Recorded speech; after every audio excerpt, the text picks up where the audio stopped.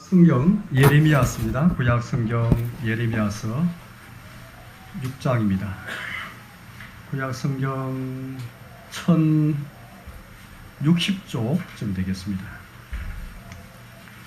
구약 성경 1060쪽쯤이 되겠습니다. 예레미야 6장 16절에서 21절까지를 보겠습니다.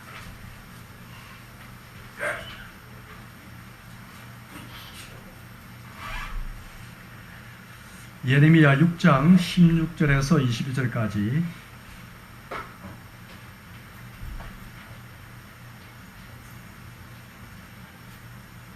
우리 한 절씩 같이 우리 나누어서 읽겠습니다.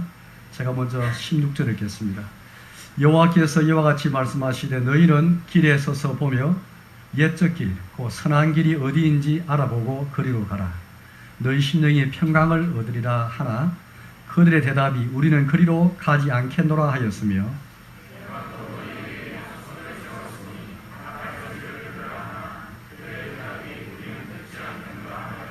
그러므로 너희 나라들아 들으라. 무리들아 그들이 당할 일을 알라.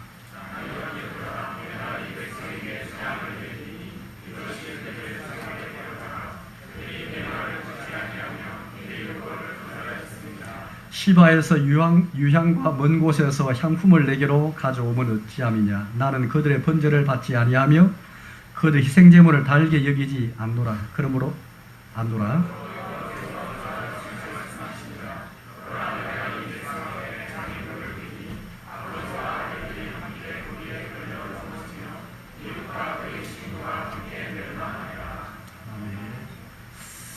예, 예레미야서니 그런데요. 예레미야 선지자지 않습니까? 선지자인데 예레미야가 활동한 그 시대에는 굉장히 하나님의 교회가 많이 부패하고 많이 타락을 했더랬습니다. 그런 가운데 선지자 예레미야가 복음을 전하고 복음을 전해서 주님께 돌아오도록 하나님의 백성들이 교회가 돌아오도록 이렇게 이제 목소리를 외치고 예언했지만은 계획을 외쳤지만은 마침내 심판을 받게 되거든요. 그 과정 속에 그 과정에서 예레미야가 오늘 6장 말씀 보니까 어떻게 이 선지자 예레미야가 하나님의 말씀 전했는가 그 중에 한 부분 요 일부를 보면서 우리가 함께 좀 하나님이 주시는 말씀 교훈을 좀 그렇게 받으려고 합니다. 오늘 설교 제목이 회복인가 분리인가 라는 제목인데요. 아마 이 제목을 통해서 여러분 마음에 생각하고 말씀 것인데 우리가 이 교회를 우리가 설립하면서 우리 마음에 가진 생각은 회복입니다. 회복의 마음 없이 분리가 있다면 그 분리주의자거든요. 분리주의자는 나쁜 거예요. 분리 자체는 나쁜 거 아닙니다. 분리 자체는 나쁜 거 아닌데 분리주의자는 회복이 없이 분리만을 강조한 사람입니다. 그래서 우리는 분리가 우선이 아니고 우선은 회복이에요. 회복하려다 보니까 불가피하게 분리가 되거든요. 그래서 순서가 어디냐 이게 중요합니다. 회복이냐, 즉 돌아가려다 보니까 회복을 위해서 뭔가를 우리가 돌이키고 돌아가고자 하는데 불가피하게 살을 끈 자르고 분리하는 거죠. 그러나 이게 이제 정당한 순서인데 우리 주변에 보면 이제 회복이 없이 분리만 강조할 때 분리주의자인 거예요. 그래서 오늘 제목하시는 것처럼 우리는 우리가 교회 설립에 이제 아까 우리 장로님 광고하실 때 1월 중에 이제 지금 이제 진행 중에 있고 또 어느 날짜가 되면 교회 설립을 이제 말씀하시는데 저는 교회 설립을 앞두고 우리가 몇 가지 받을 교훈이 몇 개 더 있는 것 같아요.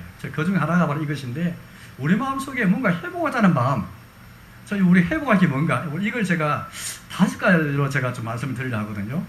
그러면서 또 하나는 회복을 하라는 우리 자세가 어떤 것인가, 그걸 좀 함께 좀 보려고 합니다. 이거 없이 우리가 나아간다면 우리는 혹 잘못하면 예수 그리스도의 몸을 찢고 예수 몸을 분리하고 그런 분리주의가 되거든요. 예수님의 몸을 찢는 거 이거는 가당치 않는 것이잖아요. 우리 몸이 있는데 우리 몸이 하나입니다. 손이 있고 또 다리가 있고 눈이 있고 코가 있고 여러 몸의 기관들 지체들이 있잖아요. 이 몸을 찢는 것은 있을 수가 없잖아요. 예수의 몸은 하나이죠. 이 땅에서 교회가 하나인데 그러나 우리가 섬기는 그 교회에서 우리 회복의 마음 없이 분리한다는 것은 말도 안 되는 겁니다. 예수님의 몸을 상처내고 찢고 분열하는 것이거든요. 그래서 우리는 분리주의자, 분열 일으키는 자. 우리 제일 나쁜 사람이 어떤 사람들입니까? 예, 말썽 일으키고 분열 일으키고 나누고 분리시키고, 이게 나쁜 행동이잖아요. 끼리끼리 모이고. 우리 학교에서 우리가 그렇게 이제 가끔 따돌리고 그렇게 이제 소외시키고 그런 것 때문에 학교에서도 문제가 생기기도 하고 사회에서도 문제가 많이 생기잖아요. 왕따시키는 것 중에서 생기는 것인데, 어쨌든 우리의 중심에 그럼 도대체 우리가 무엇을 위한 회복인데 왜 무엇을 회복이면서 불가피한 분리를 하게 되는가? 왜 우리가 분리주의자가 아니고, 왜 분열주의자가 아니고, 왜 회복을 위한 불가피하게 분리인가?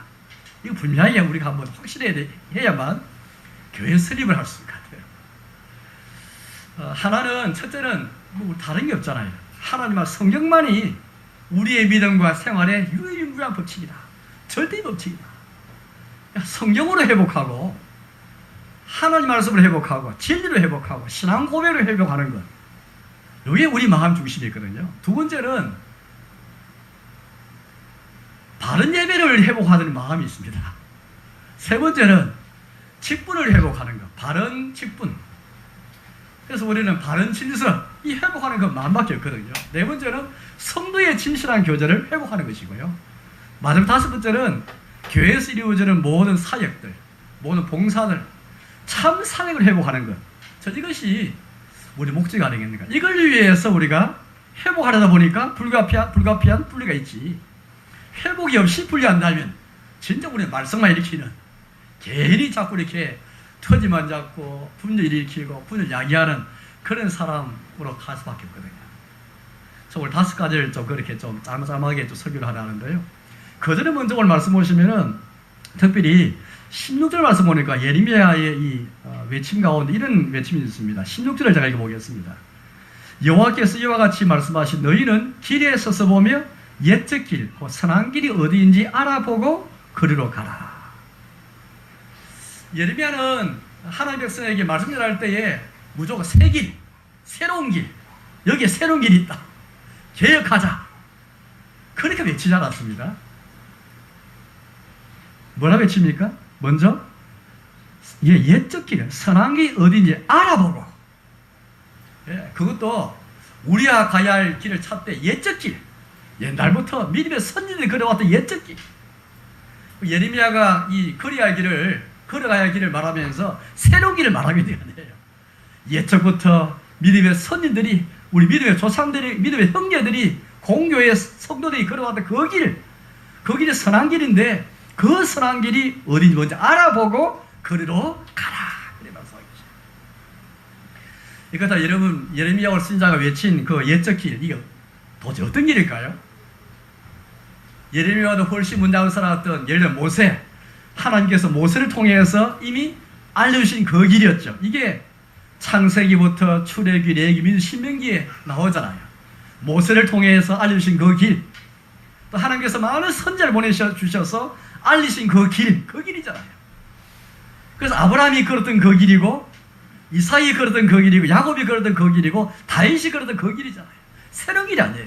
옛적에 미래의 선지자들이 걸었던 그 선한 길, 이건 명명백백하게 하나님께서 여러 사람을 세우셔서 여러 분과 여러 모양으로 알리시고 보여주셨거든요. 그 옛적 길이 어딘지 알아보고, 선한 길인지 먼저 알아보지 않고 여기에 우리가 길을 간다. 그건 굉장히 잘못된 것 같아요. 그래서 오늘 우리는 교회를, 새로운 교회를 설립할 때에 새로운 길을 세우는 게 아니고 옛적 길, 옛날에 하나님께서 모세나 여러 믿음의 선지자들이나 선지자 통해서 알리신 그 길, 그 선한 길이 어딘지 먼저 알아보고 그 다음에 그리로 들어가는 거예요. 그 당시 예레미야 선지자 당시 얼마나 교회가 타락했냐면은 읽지 않았지만은 앞에 13절 보여요. 13절. 13절과 14절 읽어보겠습니다. 13, 14, 15 세 구절을 한번 같이 읽어볼게요. 13, 14, 15 같이 읽겠습니다. 이런 것들이 가장 작은 자로부터 큰 자까지 다 탐욕을 부리며 선지자로부터 제사장까지 다 거짓을 행함이라. 그들이 내 백성의 상처를 가볍게 여기면서 말하기를 평강하다 평강하다 하나 평강이 없도다.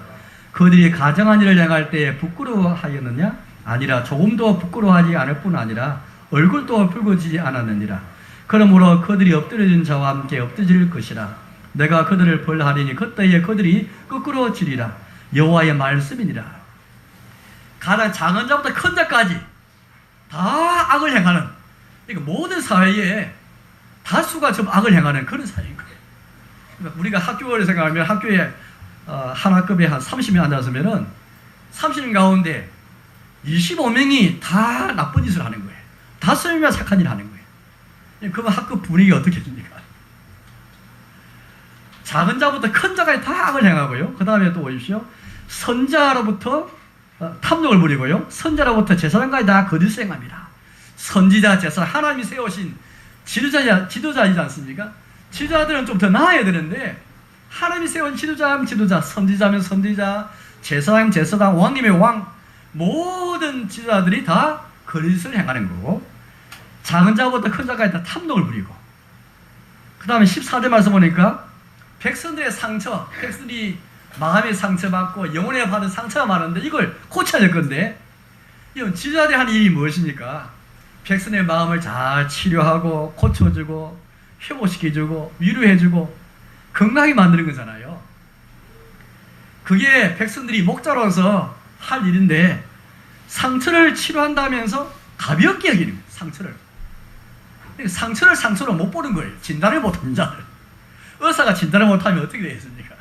상처를 가볍게 여기면서 말하기를 평강하다 평강하다. 상처가 난데 불구하고 괜찮다 괜찮다는 거예요. 그러니까 심각하게 생각하지 않으면 상처를, 이 죄 때문에 받은 상처, 이런 어렵게 살다가 받은 상처, 하나님의 계명을 따르다가 받은 상처들을 가볍게 생각하고 아무 잘못이 없다 그렇게 생각하는 것이죠. 그러면서 15절 말씀 보니까 부끄러워하는 거예요. 가정한 일을 행할 때에 정말 말도 안 되는 일을 행하면서도 부끄러워 아니하고 또 얼굴도 빨개지지 않은 거예요. 우리는 조금만 나쁜 일에도 얼굴 빨개지잖아요.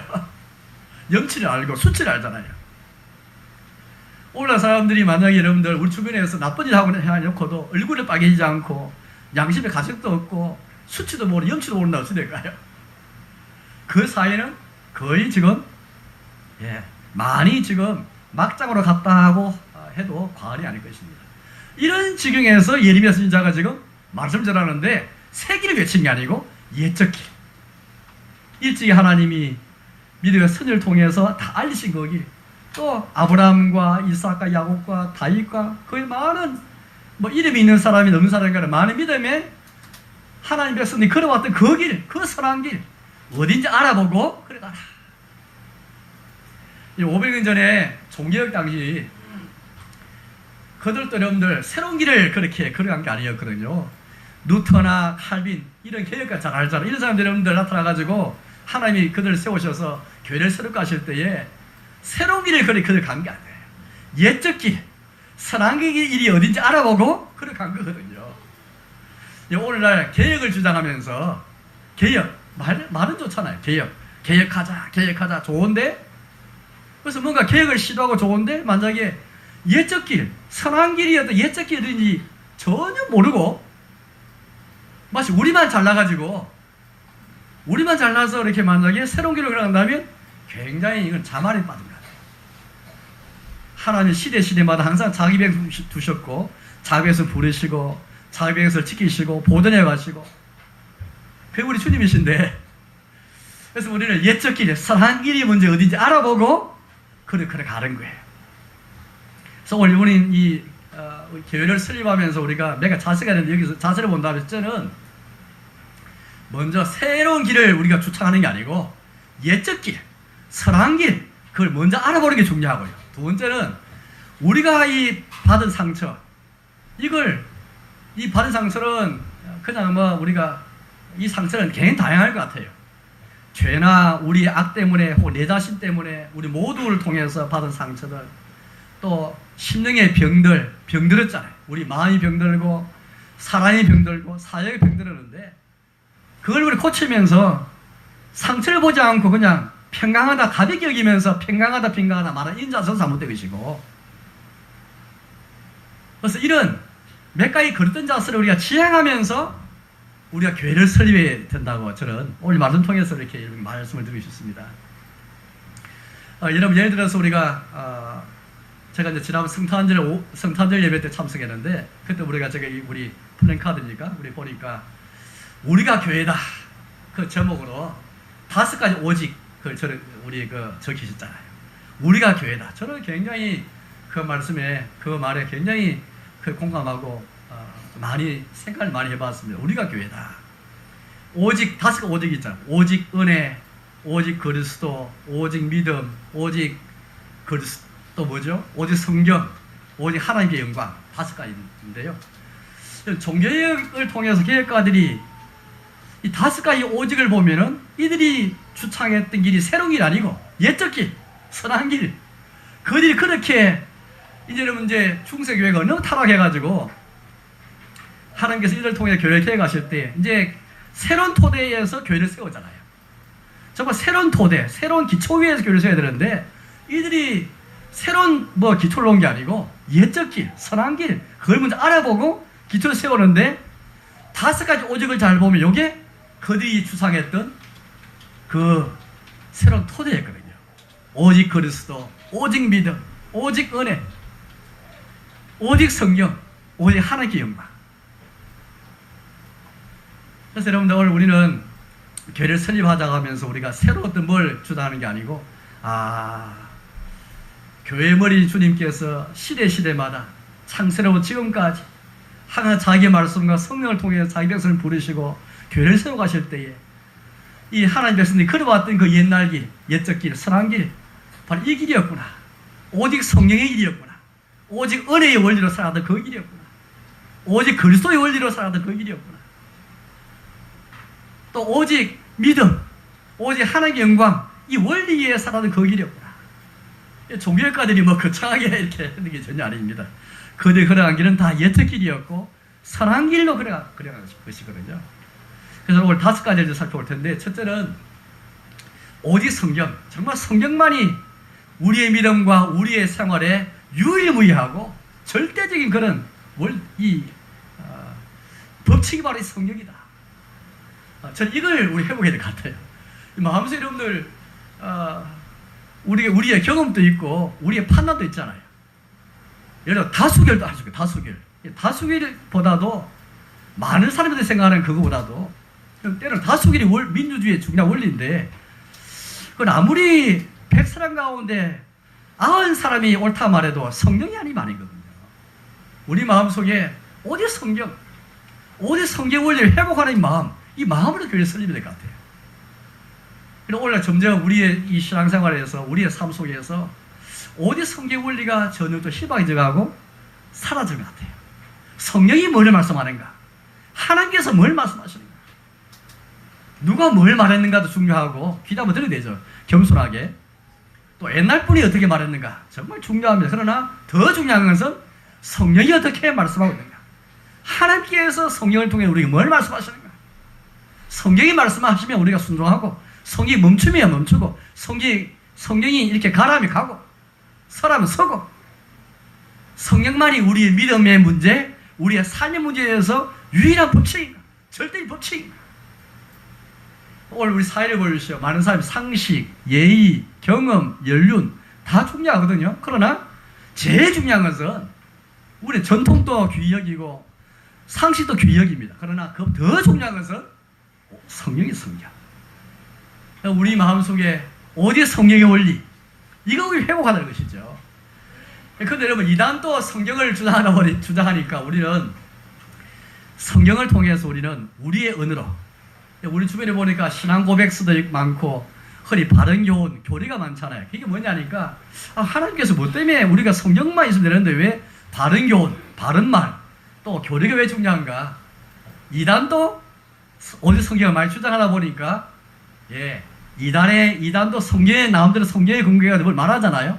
그래서 우리는 오직 성경에서 중요한 바른 교훈을 다 빼내거든요. 이제 이게 우리가 이 신앙 고백이고 진리인데요. 교회의 기둥과 교회는 진리의 기둥과 터다라는 말씀 잘 아실 거예요. 디모데전서 3장 15절의 말씀인데, 교회는 진리의 기둥과 터다. 진리가 이 교회의 기둥과 터예요. 예배당은 어떤 튼튼하게 벽돌이든 다른 걸 세워서라도 이렇게 튼튼하게 세워쓰는데, 성경에서 말하는 그 교회는 진리가 기둥과 터인 거예요. 진리가 터가 되지 못하고 진리가 기둥이 되지 못하면 집으로서 교회는 그냥 순식간에 와르르 무너지고 마는 것입니다. 우리 다른 게 다 부족해도요, 성경이 뭘 말씀하는가? 성경을 그렇게 늘 귀히 여기고, 성경이 하나님 말씀으로서 권위가 나의 삶 속에 살아있는가? 이 가장 귀한 것인데, 우리 성경이 귀하지만 성경을 통해서 우리의 말로, 늘 시대에 그 당시의 말로 이단에 대해서 우리가 믿는 성경의 고백을 드러내기 위해서, 혹은 다음 세대에 가르치기 위해서 성경을 잘 요약한 게 그게 바로 신앙고백서고 요리문답서예요.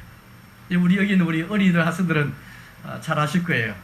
예수님의 소요리문답 혹은 소기리문답을 부르는데요, 요리문답 혹은 교리문답인데, 이런 것들은 왜 말하는지 하면은, 우리가 아이들한테 혹은 또 새가족들한테 성경만 들고 가르칠 수 있겠지만, 그러나 성경에서 요약해가지고 주기도, 십계명, 사도신경을 가지고 다 요약해가지고 질문 대답 형식 만드는 게 요리문답이잖아요.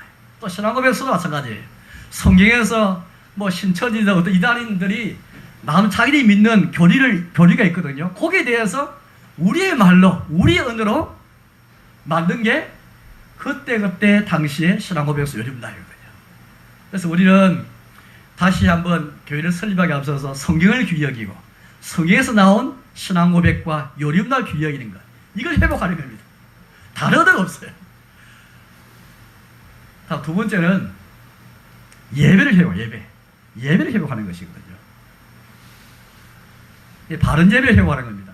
결국 제가 종교학을 이제 공부하고 칼빈의 글을 가운데 이런 글이 있었습니다. 칼빈이 너무 잘 아는 사람인데, 칼빈이 28살 때인가 이제 그때에 스위스의 제네바가 있죠. 제네바에 거기 원래 칼빈은 프랑스 사람이었어요. 프랑스 사람인데 프랑스에서 믿는 신자를 박해하니까 피싱한 거죠. 스위스 제네바 피싱한 겁니다. 피싱한 건 거기에 많은 이제 프랑스 사람들이 많이 이제 피싱하고 그랬거든요. 또 특히 스위스 제네바는 이제 프랑스말을 많이 사용하는 곳이에요. 근데 칼빈도 이제 하나님 부르실 받아가지고 청민 받아가지고 28살 때 스위스 제네바 교회로 청민을 받았어요. 우리 같은 청년 때. 그래서 하나님의 교회를 이제 그렇게 이제 세워가는데요. 칼빈이 그런 글을 썼습니다. 우리가 새로운 토대에서 교회를 세워야 되니까 왜 우리가 교회를 계획하는가? 무엇을 계획하는가? 그걸 글을 썼어요. 왜냐하면 칼빈도 거기에 대해서 변정하고 이렇게 당신이 왜 교회를 분리하는 게 아니고 왜 계획하는가? 왜 회복하는가? 뭘 회복하는가? 이거 알려야 될 거 아니에요. 칼빈이 제일 첫째 말하는 게 복음을 회복하는 거예요. 복음. 교회 강단에서 복음이 선포 안 되는 거예요. 그 복음이 무슨 복음입니까? 진짜는 이신칭의 복음. 즉 다른 말로 하면 오직 믿음, 오직 은혜, 오직 그리스도, 이 복음이거든요. 이 복음을 회복하자 말했고, 두 번째 여기에 근거해서 예배를 회복하자 그렇게 말했습니다. 예배를 회복하자.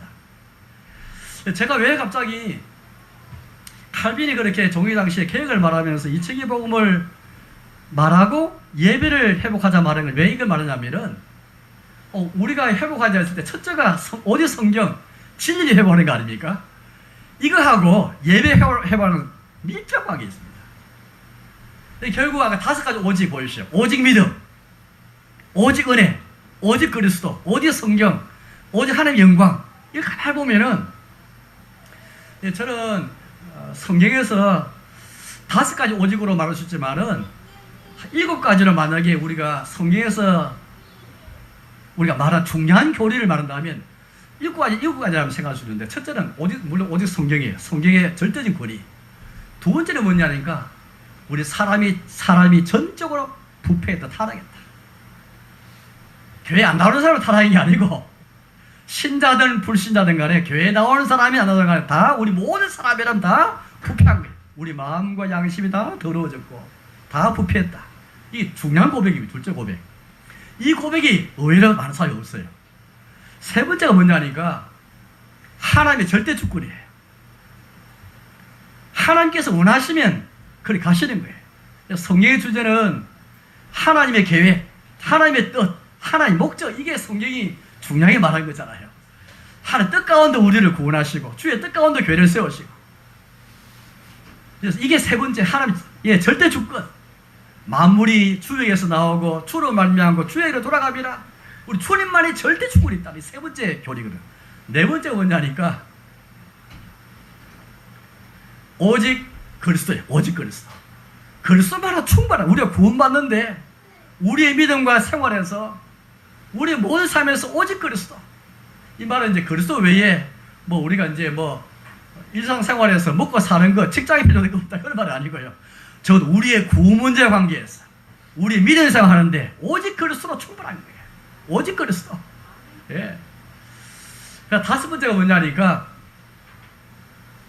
오직 은혜인데요. 그 말은 뭐냐니까 믿음조차도 공로 아니에요. 우리가 예수님 믿지만 믿음조차도 공로 아닌 거예요. 오직 은혜, 오직 은혜.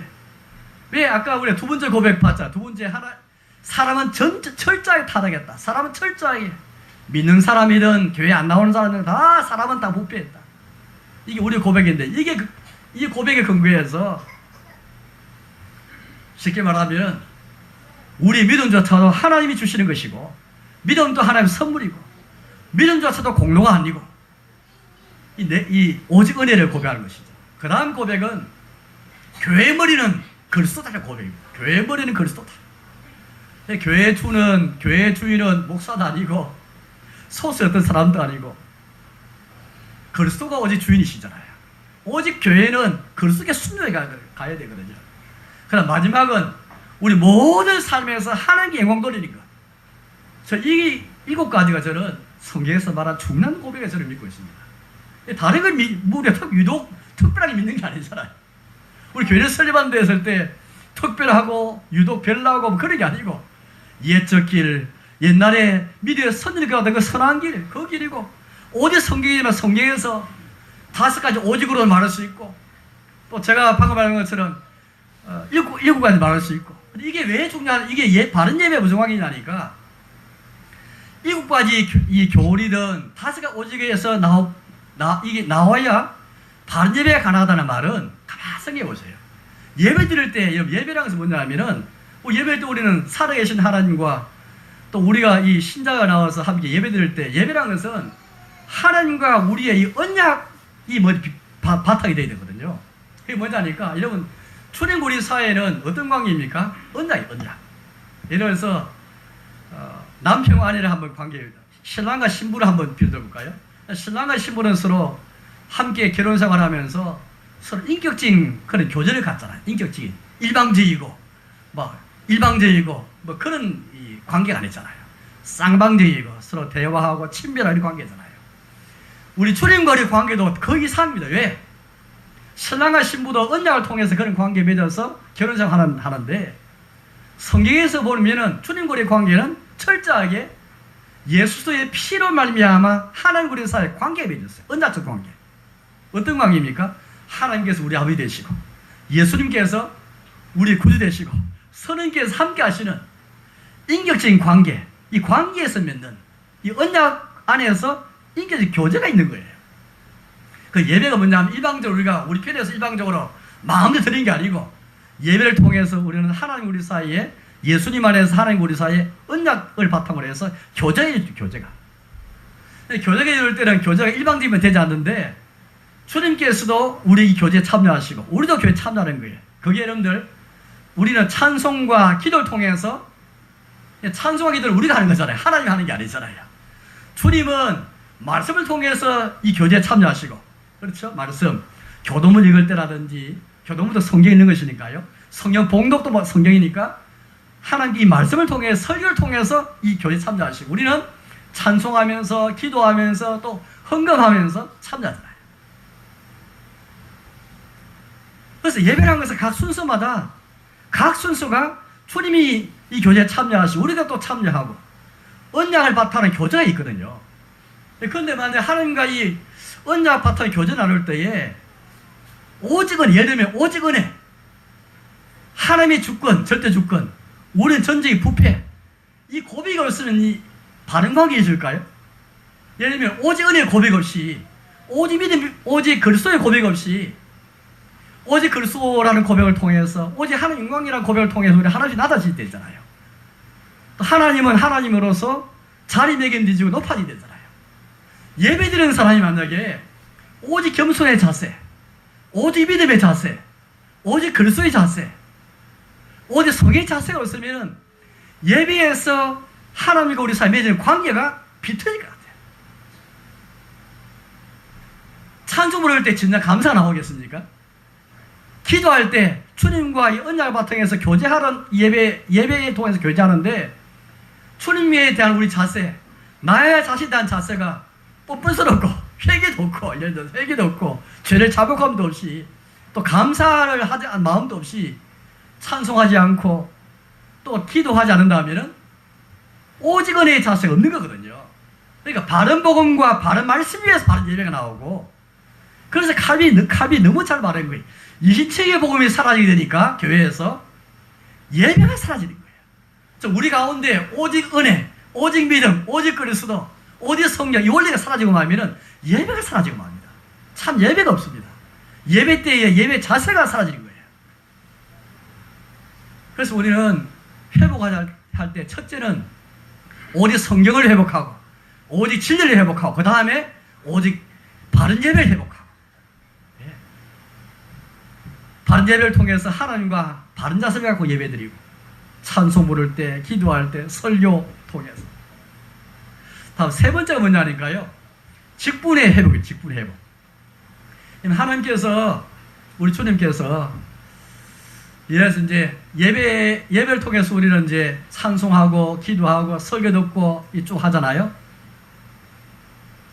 가보면 우리 주님께 주시는 은혜 방편이에요. 은혜 방편. 우리 같은 죄인들을 구원하시기 위해서 은혜를 주시는데 어떤 통로를 통해 은혜를 받습니까? 우리 마음대로 하나님 은혜를 꺼져 우리가 받는 게 아니잖아요. 하나님 말씀을 잘 들을 때 말씀이라는 이 통로를 통해서 은혜 받잖아요.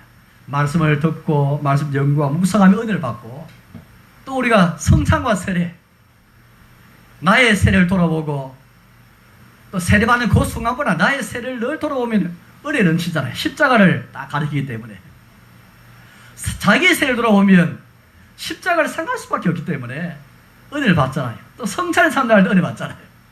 주님의 뜻과 주님의 잔에 참여할 때 은혜 받잖아요. 또 기도도 은혜 받는 통로잖아요. 하나님이 은혜 구하는 자에게 은혜 주시다 말씀하셨기 때문에. 근데 가만히 생각해보세요. 설교, 성찬과 세례, 또 기도, 이걸 담당하는 사람이 누굽니까? 직분자. 직분자가 만약에 잘못되면은 은혜의 방편이 은혜로 우리에게 다가오는 게 아니고 도구로 다가오는. 잘못된 음식으로 상한 음식으로 다가오는 거예요. 마태복음 18장 말씀 보시면 우리에게 중요한 그런 말씀이 있는데요. 마태복음 18장 말씀 한번 잘 읽어볼게요. 마태복음 18장입니다.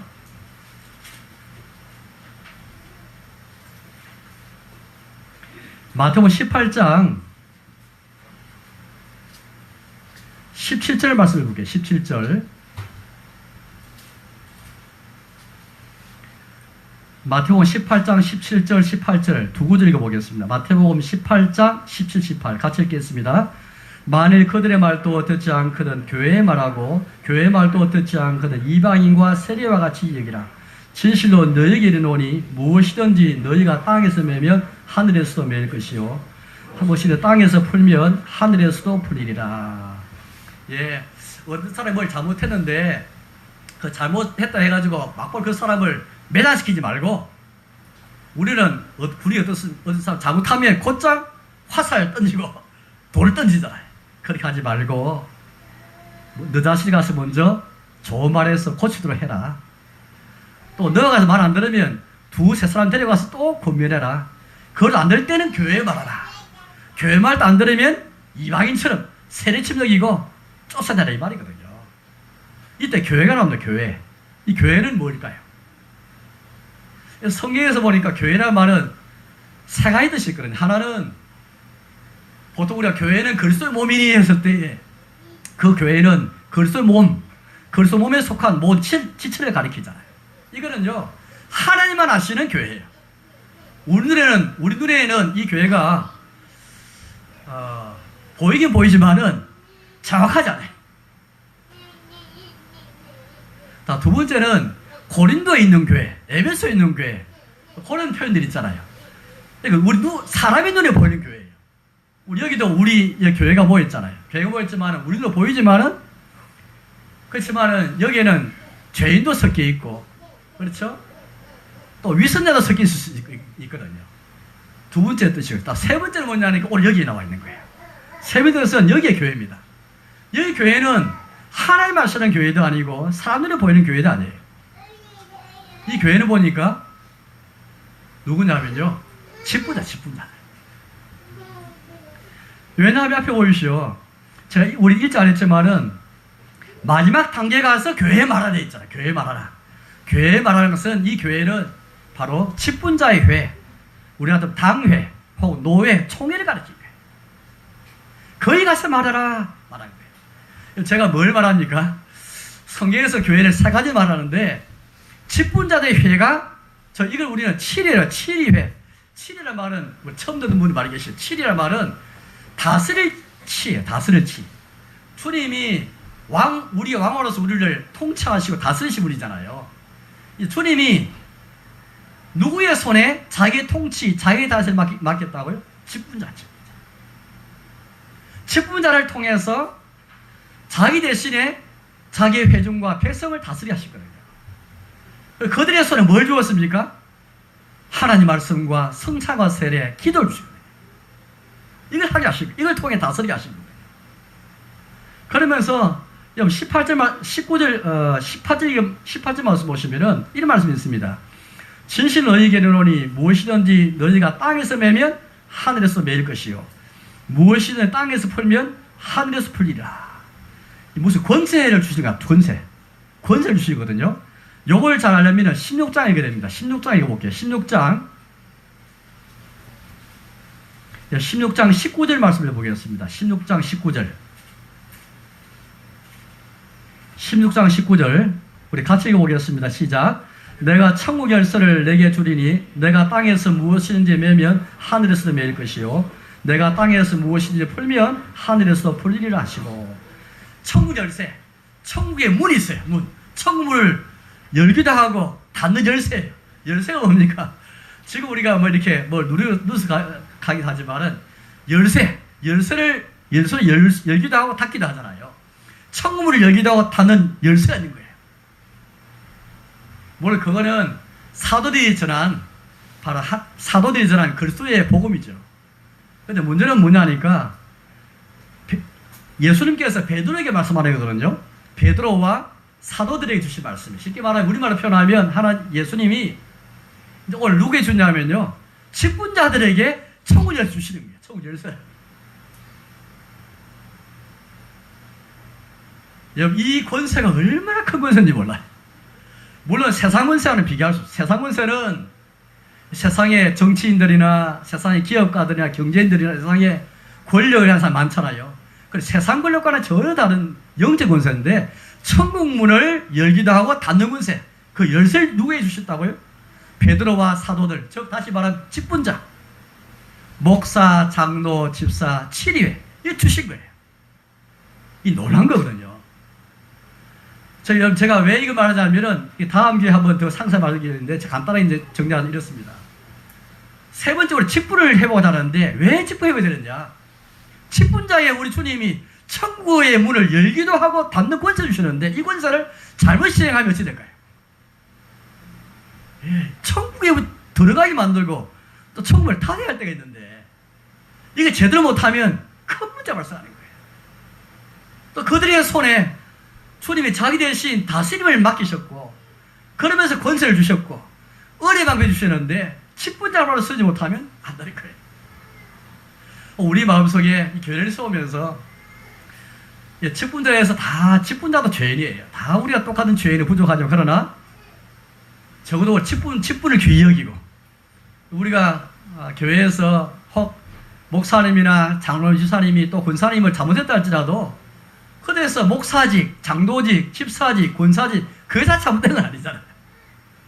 우리 마음에 교회를 설립하면서 성경의 원리를 회복하고 말씀을 회복하고 신앙고백 회복하고 둘째는 예배를 회복할 뿐 아니라 예배를 은혜 방편을 받아서 천국의 열쇠를 가지고 이렇게 주님의 권세를 시행하는 이들이 회복 안 되면은 꽤 큰 문제 생깁니다.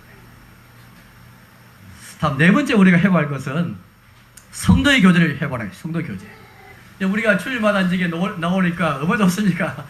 이렇게 서로 교제도 하고 우리 어린이부터 해서 어른 시대까지 다 함께 서로 나이 차가 있지만 그러나 또 우리 사회가 얼마나 세대 간의 갈등, 계층 간의 갈등이 심한 데인데 우리 교회가 이 성도교제를 통해서 모든 차이를 없애버리고 우리 서로 존중하지만은 서로 존중하면서도 그러면서 우리가 참 아름다운 교제를 통해서 서로 세워주는 교제, 위로받는 교제, 사랑하는 교제, 덮어주는 교제. 예. 제가 얼마 전에 어떤 책을 읽으니까 그런 말씀이 있었습니다. 우리 남한테 남 책망하고 남의 세상에 제일 쉬운 게 무슨 일이냐니까 남 꾸짖는 게 제일 쉽대요. 제일 쉬운 게. 남 조언해주고 남 꾸짖고 남 판단하는 건 세상에 쉬운 게 없대요. 제일 어려운 게 뭐냐니까 자기를 돌아보는 게 제일 어렵대요. 저도 말 공감했습니다. 그래서 우리가 이 성도교제, 우리가 이제 주일마다 모이면은 정말 우리가 서로 오늘 아침에도 마찬 원망하지 말고 서로 덮어주고 결국 내가 상처받으면 내가 상처받으면 결국 내 마음이 약해지기 때문에 상처받는 거예요. 쉽게 말하면. 예. 다른 사람이 혹 잘못했다 할지라도 그분이 잘못했다 할지라도 내가 마음이 굳으면 상처 안 받습니다. 우리 모두는 다 상처받거든요. 쉽게 상처받습니다. 결국 우리 마음이 단단해지지 못하기 때문에 상처받는 거예요. 인내 무장에 대해 상처받는 거거든요. 어떤 성도 교제를 해보면 좋겠습니다. 서로 우리가 돌아보고 서로 권면하고 서로 세워주고 마지막 다섯 번째는 이제 바른 사역, 참된 사역을 회복하는 겁니다. 예수 우리가 선교하고 전도하면은 이제 보면은 우리가 참여하는 분이 많지 않잖아요. 자발 참여가 없었거든요. 근데 우리가 선교하든지 또 무슨 봉사든 간에 교회 안에서 하는 봉사든 교회 밖에서 봉사든 어떤 사회든 간에 모든 교인이 다 참여하는 사역. 저는 사실 지난 성탄절 때 교회 이름 정할 때 충격을 많이 받았습니다. 왜냐니까 그때 저는 이제 그때 네 가지로 우리가 추억했잖아요. 최종화가 기쁜 날의 교회 그게 채택이 되고 이성태 장로님이 주도한 게 떨어졌단 말이에요. 저 굉장히 충격받았어요. 야 어떻게 원로 장로님 여기는 떨어지고 이게 최종화 여기 저는 그때 충격받고 제가 그때부터 사실은 제가 이제 집이 여기 이제 고향에 보면 도서관 근처거든요. 그래서 제가 이제 이사 오자마자 도서관에 가서 이제 등록을 끊고 책을 읽으면서 맞다 우리 시대가 변했구나. 그 생각하면 제가 이제 가서 4차 산업혁명에 관한 책을 제가 빌려왔습니다. 제일 특징이 뭐지 하니까 탈권위주의. 야 우리 시대는 이제 더 이상 원래 그걸 좋은 쪽으로 해석할 수도 있고 나머지 해석하는데 어떤 현실이잖아요. 탈권위주의. 이제는 어른에서 무조건 권위가 주장되는 게 아닌 것 같아요. 그러니까 쉽게 어느 기업이든 회사든 간에 이제는 탈권위주의 이 사회 이 현상 이해를 못하면은 기업도 생존하기 힘들고 아무도 안 되는 거예요. 그 제 마음속에 이제 제가 나중에 광고시장 광고하려 했으나마는 그래 들었습니다. 우리가 교회를 세우됐을 때에 본질적인 면은 우리가 다 고수하고 지켜야 되겠지만 그러나 본질이 아닌 것은 교회를 세운댔을 때 다 오픈하고 다 바꿔야 할 것 같아요. 본질은 딱 고수하고 정말 교회 본질을 고수하면서도 교회 조직, 교회 외형 물론 본질과 교회 외형은 전혀 관계없는 거 아니에요. 그러나 어쨌든 본질이 훼손하지 않으면서 다 해야 될 것 같아요. 왜냐하면 지금까지 어느 교회를 보면은 대부분 다임목사한 사람의 판단에 의해서 교회가 자주될 수도 있고요. 혹은 소수의 일단의 분들에 의해서 판단될 수 있거든요. 이제 그런 시대 아닌가. 지금 4차 산업혁명 시대는 우리 잘 아시겠습니다만은 모든 다 객관적인 데이터에 의존해서 걔와 데이터를 근거로 해서 판단하고 또 분석하고 실행이 나는 거잖아요. 지금 로봇 시대고 인공지능 시대고 빅데이터 시대고 블록체인 시대고 이런 시대인데 지금 탈리버리 시대인데 이런 시대 교회가 어떻게 생존할 것인가. 물론 본질을 고수하는 건 맞고요. 그래서 제 생각에는 우리 다음 주나 그 다음 2주일 정도는 우리가 한 시간 정도나 한 3, 40분 정도 우리가 식사하고 나서 2시 예배 전까지 한번 모여서 조별로 한번 해가지고 4차 산업혁명 시대에 4차 산업혁명이란 말을 안 꺼내놓고도 혁명의 변화이라고 지금 사실상 지금 우리가 이런 시대 교회가 정말 생존하려면 또 교회가 바르게 세워지려면 어떻게 되는가, 뭘 바꾸고 뭘 새롭게 될 것인가, 뭘 또 개혁해야 될 것인가, 이것을 토론해가지고 한번 우리가 한번 물론 본질에 관해서 제가 설교를 통해서 공부를 통해 해야 되겠죠. 그러나 본질과 이런 건 떠나서 개혁은 중요한 것 같아요. 왜냐하면 가보면은 본질을 잘못해서 교회가 문제 생기지만 뜻밖의 비본질인데 이게 잘못해가지고 상처받고 그런 게 많거든요. 그런 걸 우리가 4차 산업혁명 시대에 걸맞게 잘 해야 될 것 같아요. 우리 다음 세대에 뭐 이렇게 말하고 다음 신앙 전수한다면서 어린이들, 학생들을 우리가 존중하지 않고 그분들이 참여할 길이 없다면 우리 교회 이름 짓는 것도 그 말이 다 우리 정말 재밌게 했잖아요. 이처럼 모든 교회에 다 참여하는 사역, 또 사람을 은사를 따라서 사역하도록 만들고 세워주고 위임하는 사역. 특정한 사람이 붙잡고 잡는 게 아니고 자꾸 사람을 세워주고 위임하는 사역. 이런 사역 안 되면 안 될 것 같아요. 또 예배를 희생하는 사역이 아니고 또 그리스도 이름을 드러내는 사역, 그리스도를 존경하는 사역. 이게 선교든 전도든 모든 봉사, 모든 사역에서 우리 회복, 바른 사역을 해보자. 자, 이 중심에 있으면은 우리 교회 설립하는데 자, 큰 힘 아닌가 싶습니다. 이제 말씀 뵙도록 하겠습니다. 우리 교회를 설립하았을 때에 우리 마음속에 분리가 먼저 앞서는 게 아니고 회복이 앞서야 분리가 정당화될 것 같아요. 우리는 분열주의자가 아니고 분리주의자가 아니고 말썽만 일으키는 분리를 일으키는 자가 아니고 우리 마음속에 좀 회복해야 할 그 회복을 주창하면서 불가피하게 우리가 분리되는 거거든요. 분리되는 것이지 사실상. 분리도 소극적으로. 적극도 분리하는 게 아니고 회복이 적극적이고 소극적으로 분리되는 것이죠. 이 중심 갖고 우리가 교회를 설립한다면 하나님께서 우리 교회에 큰 그런 복을 줄 줄로 믿습니다. 기도하겠습니다. 하나님 아버지 참 고맙고 감사합니다. 기존에 우리의 그런 안주하고자 하는 그 본성들, 또 기도에 가지도 여러 가지 우리의 그런 권리도 많았지만 다 포기하고 하나님 보심을 쫓아서 바른 회복을 위해서 분리된 저들이 이제 교회를 설립을 앞두고 많은 것들을 생각해보고 기도해 봅니다. 우리 주님이 은혜 주셔서 이 교회 설립의 토대가 교회 기초가 주님이 되게 해주시고 이 다시금 회복을 통해서 결국에는 영광스러운 교회가 회복되게 하시고 오직 그리스도가 우리 가운데 회복될 수 있도록 우리와 함께하여 주옵소서. 예수님의 이름으로 기도드리옵나이다. 아멘.